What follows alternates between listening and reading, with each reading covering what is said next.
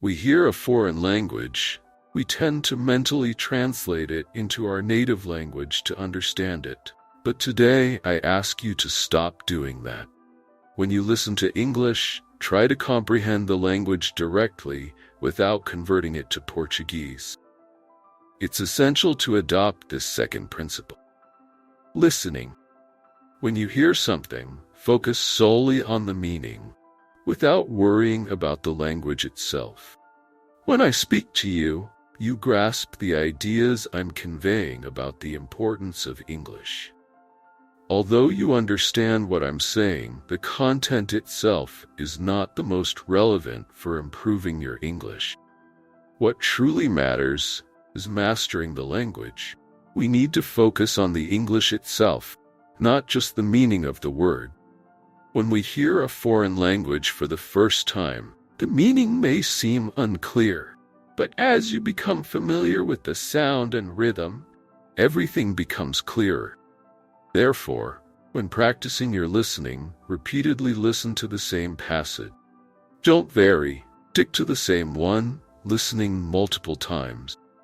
You have many speeches available. Choose those in English and listen to them repeatedly until they become ingrained in your memory. Remember, we have a powerful brain, like a supercomputer called a head-top. Unlike a desktop or laptop, it has infinite storage capacity. Use this to create files for English in your mind by listening every day and mentally reviewing what you've learned. Today, technology is on our side. A decade ago, this wasn't possible. But now you can record what you hear on your phone and listen as many times as you want. In my classes at the university, students place their phones on the table to record my lectures. They go home, listen to the recordings multiple times, and prepare for exams. This is an efficient way to use technology to learn a language. If you enjoy music, record some songs in English. The best way to learn a language is by capturing its rhythm. Just like many of you who participate in international events, India, and sing songs in Hindi, the native language of India, even without knowing the language, you can also learn English. This method of learning is called imitation. Imitating is doing what someone else is doing.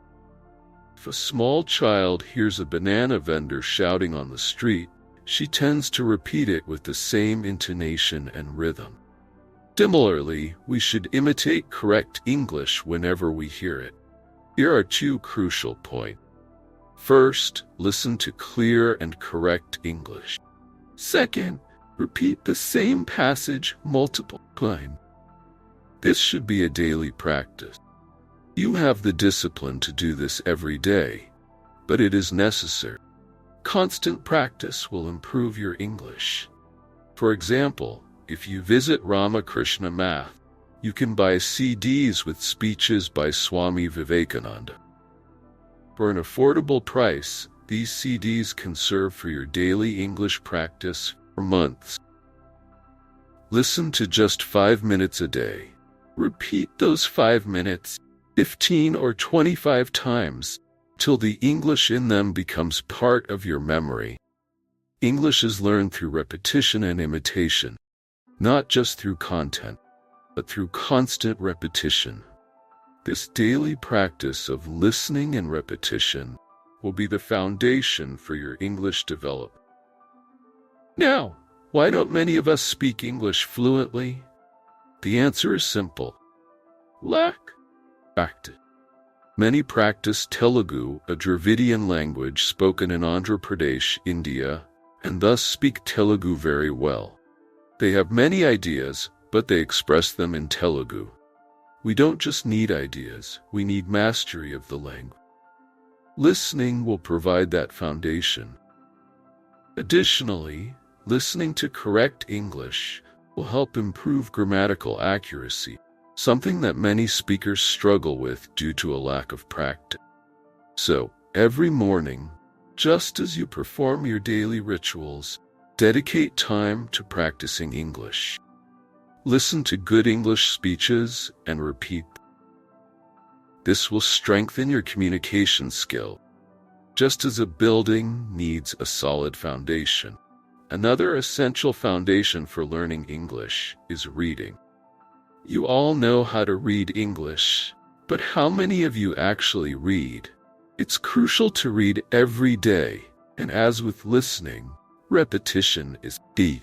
For example, reading the writings of Vivekananda, religion, and expand your vocabulary without the need for a dictionary.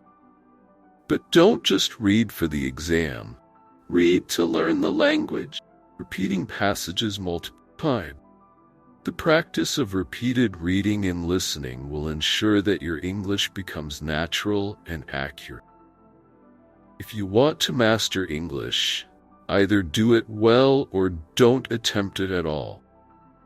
If you decide not to use English, then your Telugu must be impeccable.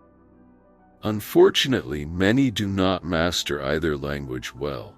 Therefore, as Indians, we have the ability to learn multiple languages. English is just one more. Be excellent in English or find a role where Telugu is sufficient. But remember, your Telugu must also be very good.